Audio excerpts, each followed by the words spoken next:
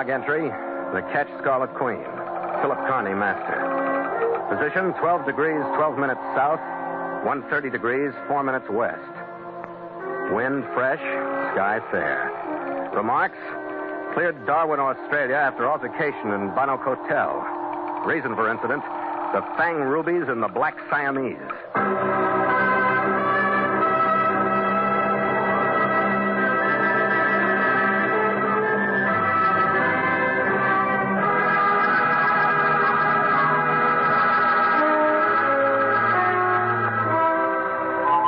We'd been moored between two trading schooners at a dock in Darwin for 3 days, unloading the stuff we'd brought in from Port Moresby and taking on a cargo for Singapore. My chief mate Gallagher and my crew were in town, spending a few well-earned hours of shore leave. I was alone on the forward deck. I'd been watching the busy lighters wallowing between the shore and the merchantmen that were anchored in the stream. Then I started toward the cabin. I got to the shoreward rail in time to see a man hurrying along the dock. He was carrying a black cat in his arms. He looked back over his shoulder at the schooner on our stern, and just before he reached our gangway, tossed the cat aboard. It landed lightly on its feet about 2 yards from me. As bad as the act was, the guy carried it through. Seaver! Here, Seaver! Come here! Oh, my Siamese seems to have jumped aboard your ship. May I come aboard after him? I saw how he came aboard. I'll toss him back to you. I'm sorry, but I have to come aboard after him. He started across the gangway.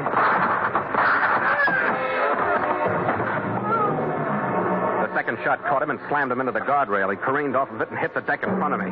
By instinct, I headed for cover and waited for more shots. I didn't think.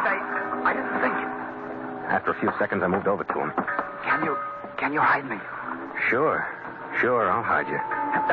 Don't let my sister know. Until I feel better. Yeah, all right. Until I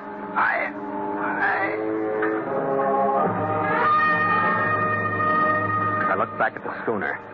Her crew had cut her mooring. She was moving away from the dock. And I was left with a dead man and a black Siamese that looked up at me with motionless yellow eyes.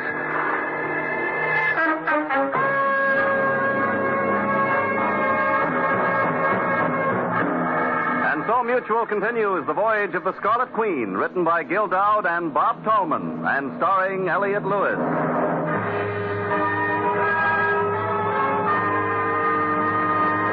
The Scarlet Queen, proudest ship to plow the seas, bound for uncharted adventure. Every week a complete entry in the log, and every week a league further in The Voyage of the Scarlet Queen.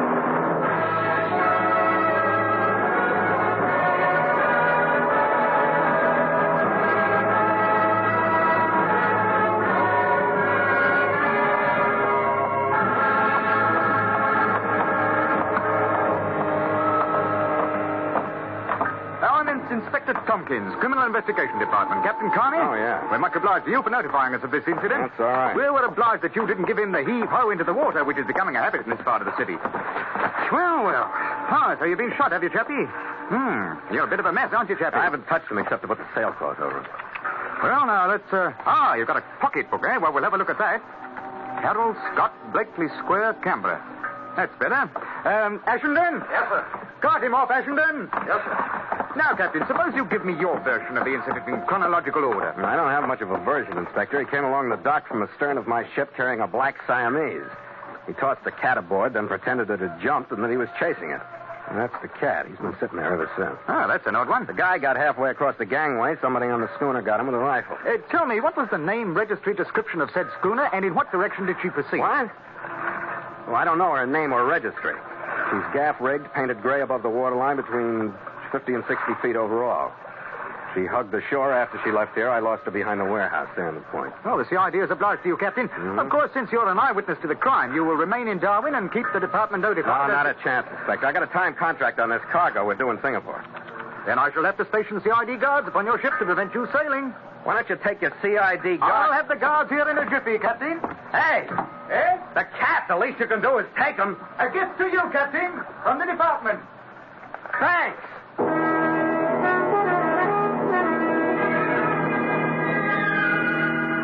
I went into the cabin, put a bottle and glass on my desk, and between a couple of drinks, entered the incident in the log. When I stood up and turned around, The cat was just inside the passageway. He followed me in, and he sat there looking at my face. What the devil do you want? Can't you do anything but sit there and stare? Ooh, you're a lot of company, you are.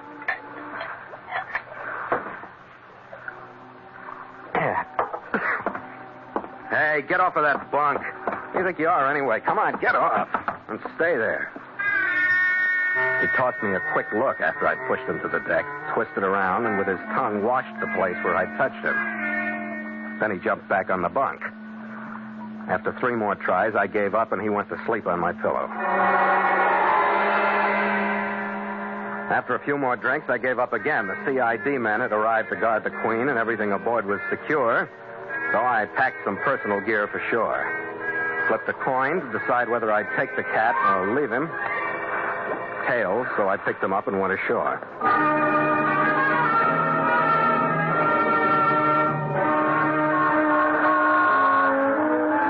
I finally found a safe-looking pet shop that would board the cat. And with Siva in tender hands, I rode a bus to the middle of town. I located a room at the Queensland House, checked in, and after reporting my address to the CID, had dinner and went to my room. I stretched out on the first double bed I'd seen in months. I must have dozed off, because it took me a while to realize that the sound I heard was a knock on my door. Yeah. Who is it? Yeah, all right, wait a minute. Yeah, what? Hello. Are you Philip Carney? That's right. I've been to the police. They told me where you were. Hmm? I'm Paula Scott. Harold Scott was my brother. Oh. Well, you want to come in? Yes, thank you. I'm sorry about your brother. Thank you. You were with him, weren't you? Well, for a few minutes. Well, I don't think it was bad. The way he went, I mean, things like that just sound as though they're awful rough. You're telling the truth, aren't you? Yes, I am. If it helps any, and I don't suppose it does, he didn't even know he was going. He just stopped talking. What was he talking about? About getting well. Oh. I'm glad to know that. Yeah. What else did he say? See, I've got to know. It isn't one of those masochistic things. I've just got to know. Why don't you sit down? All right, thank you. I'm sorry. There's no place for you. Oh, yeah, it's a one-chair room. I'll use the bed. Well, there wasn't much said because there wasn't much time. He wanted me to hide him, and he didn't want me to let you know until he got better, that was all. The police told me you have Siva. The cat? Yeah, I put him in a pet shop where he'll get good care, I think. Mr. Carney, I want to talk to you. I know why Harold was killed, and I know who killed him. Did you tell the police? No. Why not? Because I want to stay alive. There are 2 of them. If the police go to one, the other will come after me. You want to tell me? Yes, his name is Hugo Cashin. He's my uncle, and he has a horrible little creature with him, Mel Ferris. Have you ever heard of the Cashin interest? Well, harbors and anchorages are the only things I know about in Australia. They were built by Leland Cashin. Huh? Mining, sheep, contracting, shipping, everything else that makes money, I guess. Leland, he's your uncle, too. He was. He was killed in a motor accident near Canberra 2 weeks ago, leaving Harold and me the entire estate. Hmm? Hugo Cashin is alive. When we die, it goes to him. But he has only one left to outlive now. Look, I don't like despairing women. Do you want me to try and help you? That isn't why Never mind why you came. If you want me to help you, act normal. Cry, pull your hair, get drunk, do something. Don't sit there looking as patient as one of your estate sheep. Yes, I'm sorry. I want you to help me. All right. Somebody should have taught you to cry when you were young. You'd feel better. I can't help it. Sure. You learned early not to let your feelings show. You want anything to eat? No, Well, go on in and wash your face and comb your hair. I'll have dinner sent up.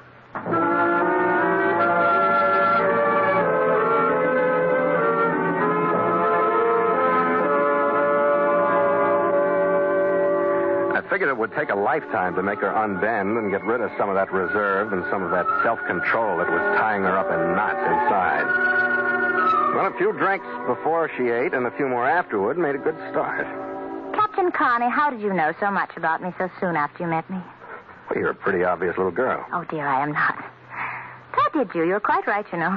Well, You carry a very active kind of magic around with it. You're afraid of it and the reaction it has on guys like me, so you've developed a fine, icy attitude to hide that rare emotion. Oh, you make me sound, well... Conceited? I'm not, really. I wonder what it is. I'm certainly not beautiful. Nobody's ever told me I'm beautiful and really meant it just like that. Well, just be patient. You'll get old and crotchety someday, and you won't have a thing to worry about. Oh, a little while ago, I didn't think I'd get much older. You know something? I haven't felt this way for... Seems like forever. I mean, of course, about not being afraid of Hugo and Mel. Yeah. I suppose it's because I don't feel quite so alone now. Well, that's good. Tell me, do Hugo and Merle keep you shadowed? Would they check the hotel register? I'm sure they would. Well, then they know you're here. But how? Because I took a room for you in your name when I ordered dinner. It's down the other end of the hall. Oh, Captain, now, I wait can't a minute, stay. wait a minute. I'm going to stay in that room. You're going to stay here. I changed the registration of this room, too. It's under the name of a very dear friend of mine on the police force, Inspector Tompkins. Oh, but they'll come to that room. I know they will. Well, that seems to be the best way to contact But I them. really... Here's the key to this room. Leave the key in after you've locked the door. Jam one of your hairpins in with it. Yes. Yes, all right, Captain. Swell. You going to go now? Well, yeah, it's getting late. I see. I don't think I want you to go. Well, I've got to. You'll be all right. Wait. What for? I just want... Now, look. If I don't have some news for you tonight, I'll see you in the morning. Keep your door locked. Yes, all right. Good night. Good night, Captain.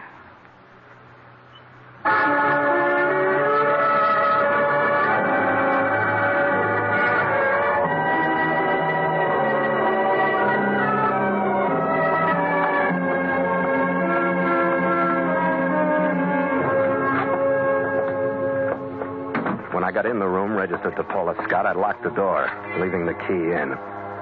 And I did what I could to make the room look lived in to anyone cracking the door slowly to come in. It was 11:30 when I turned out the lights and settled down to wait. The building was quiet, but the restless throb of the city came through.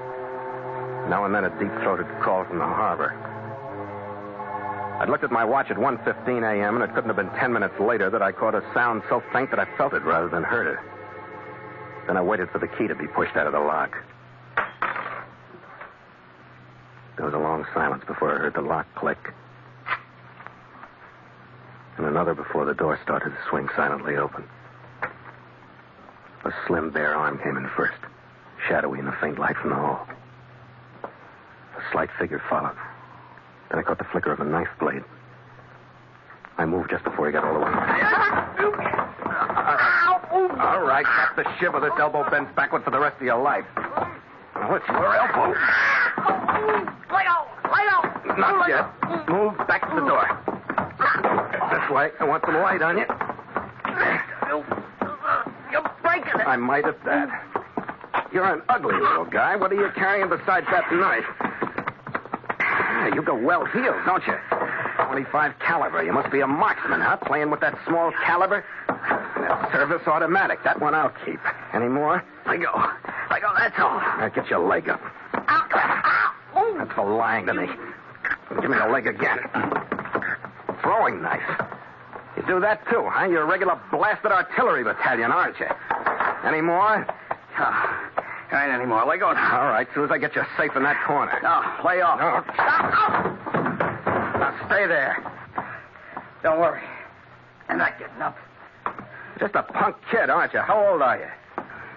Old enough to get stupid. You sound like stateside. Tell them when you see him to cancel the time I got coming, I'll go back. You're Merle Ferris, huh? What'd you come up here for? Look, Ferris, talk or I'll start sea-booting you around this room until you do.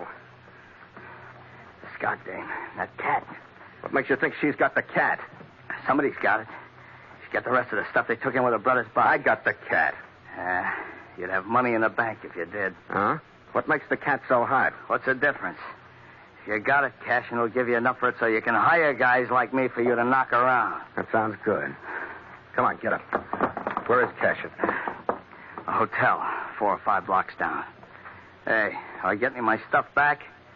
You and me will get along all right now. You go like you are, and I'll keep the 45. Then I know we'll get along.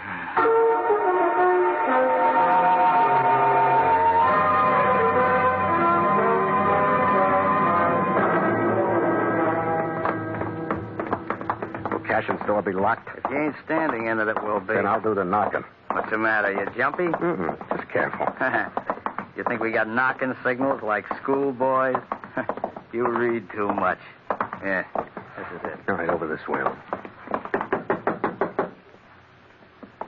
Who is it? That's room. You're alone. It's me, Mr. Cashin. All right, get over here in front of me. Move in first. Here, move. What's this, eh?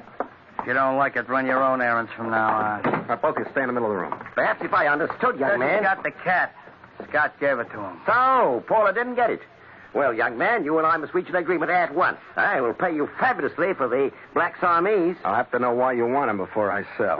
Certainly. With that cat in my possession, young man, I will prove that Paula Scott is guilty of murdering my brother, Leland Cushion.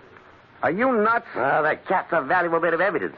With him, and with him only, we can prove that Leland was killed, not in a motor accident, as is believed, but cold-bloodedly in his home by that girl and the deceased brother, see? And the cat will clear everything up, huh? The cat, together with a certain document which Leland was carrying at the time he was killed, see? Where is a certain document? Well, Paula has it hidden. But with the cat in our possession, we'll rout it out, and her with it. Yeah, okay. I'll make a deal with you. I'll be back here with the cat in an hour and a half.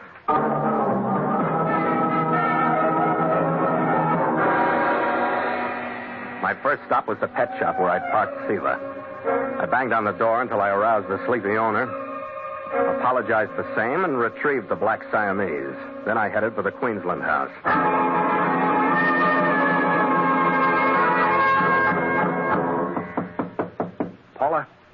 Paula, it's Phil. Just a minute. I'll be right there. Captain, nothing wrong? And Siva. Yeah, here's the cat. I didn't know you were going to bring him here. Why did you lie to me, Paula? I didn't mean... Was it all an act? Well, you can't mean that. What's the real story about your uncle's death? I see. You've seen Hugo Cashin. That's it. You see, I didn't know what to tell you. What if it was murder? What good would it do to have it all stirred up again? Depends on who did the murdering. What do you mean? Who killed him, Paula? Why, Hugo Cashin and Mel Ferris. Oh, it really hurts me to tell you this. My brother was involved, yes. He didn't do the actual killing. But after it was over, he was the one who pushed the car and the body off of Cumbra Hills. He found some evidence in Uncle Leland's breast pocket that would prove murder, no matter how hard they tried to hide it. I want to see that evidence. Cashin told me it would prove that you and your brother committed the murder. He's lying. All right, what's the evidence? Part of it is the cat.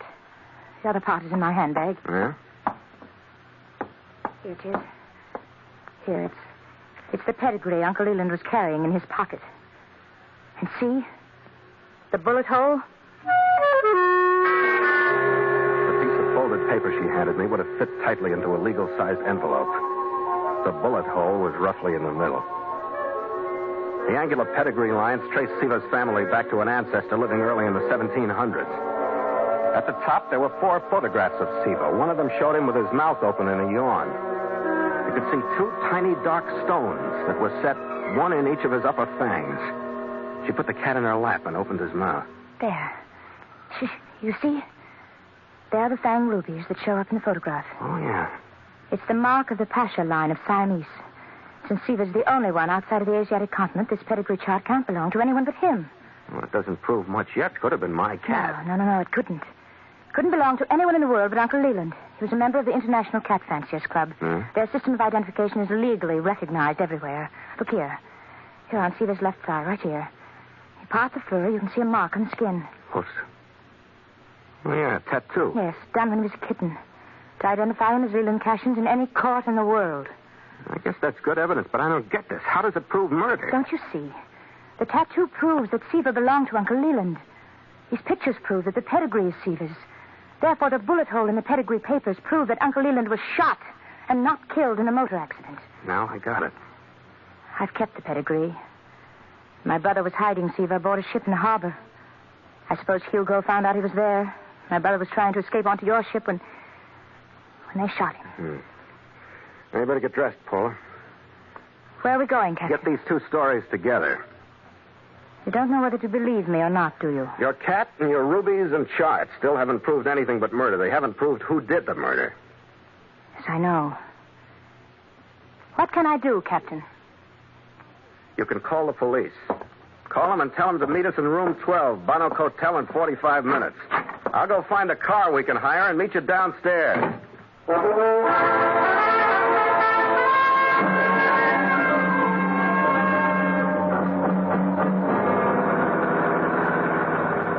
A few minutes later, Paula, Siva, and I were riding to the Bonnock Hotel in silence.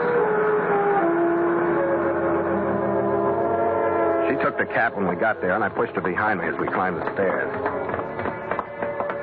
When I motioned her to a stop at the door, I wasn't quite sure what I'd do inside if she were guilty. It was 35 minutes after she had or had not called the police that I rapped on the door of Hugo Cashin's room. Who is it? Carney. Come in, Captain. He's brought the Scott dame. Paula. Move back in the room. Merle, get over in the corner. Stay there. Don't worry about me, tough guy. Captain, I'm disappointed in you. Why? Well, this was to be an arrangement strictly between us. If I'd known that you were as untrustworthy as to bring Paul to interfere I'm with... not interfering, Hugo. Look, Cashin, we've got the cat here. That's what you wanted. I've heard the same story from both you and Miss Scott. It was good both times. What has this girl been saying? I told her to call the police and tell them to meet us here. I don't know whether she did or not. What do you think, Cashin? She'd be a fool to.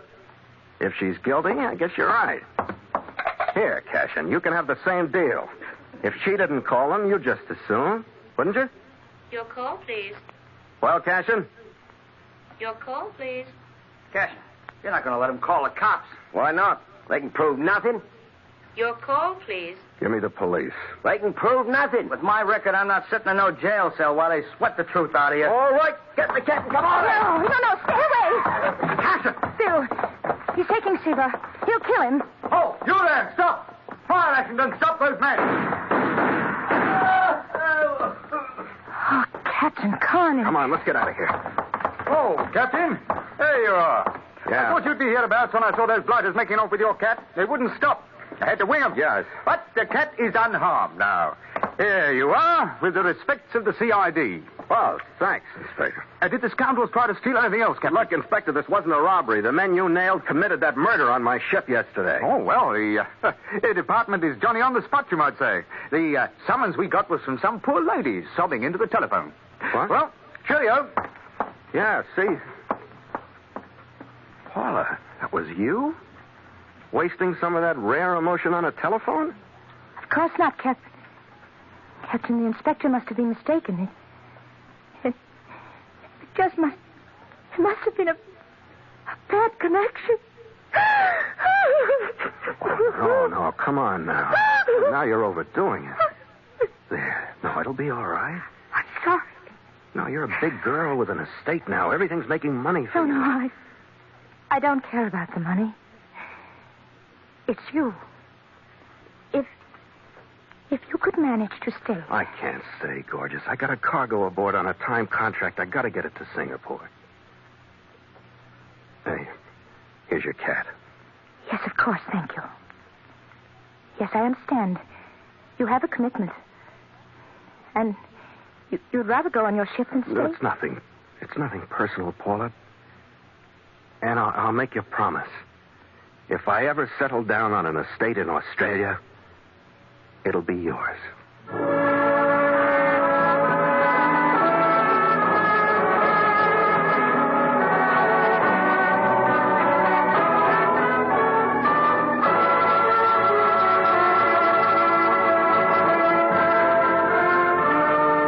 hours later, using the first faint light and the first fresh breeze of dawn, we stood out into the harbor.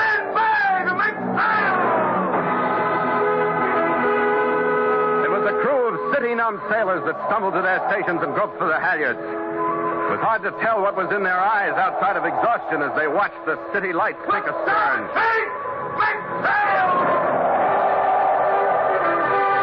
The mainsail shook itself and tightened as it was hauled aloft. The jibs went out. Then the mizzen. And the Scarlet Queen coasted into the morning with the foam at her starboard rail shining whitely in the first reflection of the sun from the sky. Reporting to the bridge, sir. Is everything to your liking? Aloft and below? What's gotten into you, Red? You spend your time reading sea stories or something in Darwin? No, just feeling fit and hearty, Skipper. Glad to be aboard. I ran head on into a situation. A woman, Red? Yeah. Oh, a lot of good home cooking and stuff, but she wanted me to settle down and share a property. An estate, Red? Yeah, a little truck farm. Huh? Yeah, well, I guess it might not be bad for a while. Evenings on the veranda and all that. Did she have a cat, Red? Yeah, a little white alley cat. And she thought you were crazy for leaving, and you told her it was nothing personal, huh? Yeah, how'd you know all that? Women, Red. They're never happy till they got a guy lashed down someplace. Yeah, imagine spending all your life walking on a floor that never rolls or pitches, huh? Skipper, I guess we got the right kind of woman. Wooden and lively. Here, Skipper, to the Queen. To the Scarlet Queen. After you, mate. After you.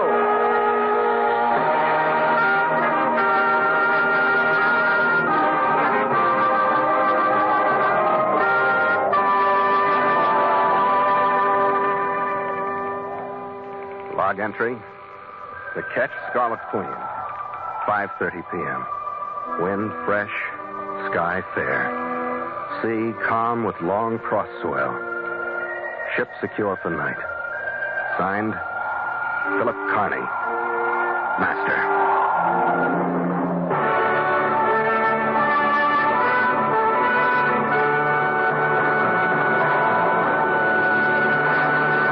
Mutual invites you to sail into further adventure on the Voyage of the Scarlet Queen next week at the same time.